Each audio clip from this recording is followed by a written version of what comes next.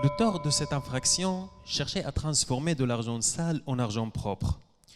Donc, ce blanchiment d'argent est relevé de la criminalité financière qui passe sur trois phases principales. La première, c'est le placement. C'est une opération financière. Ça veut dire l'introduction de l'argent sale dans le circuit financier. Par exemple, en achetant un immeuble. Et puis, l'empilement. L'empilement, ça veut dire éloigner le fonds de sa source délictueuse. Et comme ça, on va cacher l'origine délictueuse de cette infraction. Troisièmement, c'est l'intégration. Ça veut dire faire plusieurs des activités commerciales et plusieurs des opérations financières pour cacher l'origine frauduleuse de cette infraction. Mais la question qu'elle se pose, pourquoi cette infraction est le plus dangereux au monde? Parce qu'il a une caractéristique spéciale. C'était une infraction de conséquence.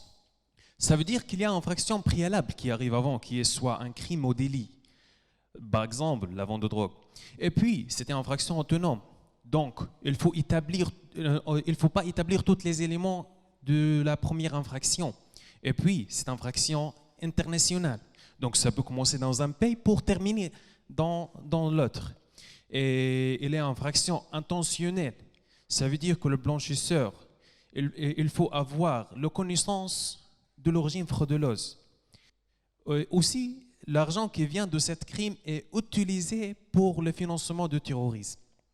Mon sujet, c'est une étude comparée entre la France et la Libye sur le blanchiment d'argent et le financement du terrorisme, qui a fait la première étude comparée. Donc, pourquoi la France et la Libye? C'est la France qui présente comme le cœur de l'Europe et la Libye comme la porte de l'Afrique. Et malgré tous les efforts internationaux et nationaux, mais c'est compliqué de limiter ce crime, surtout que les blanchisseurs tournaient vers l'argent électronique, comme le Bitcoin, qui est très peu contrôlé. Donc, mes études vont s'adresser aux bibliothèques libyennes et françaises et permettra aux législateurs de deux pays à partager et à faire converger leurs versions juridiques.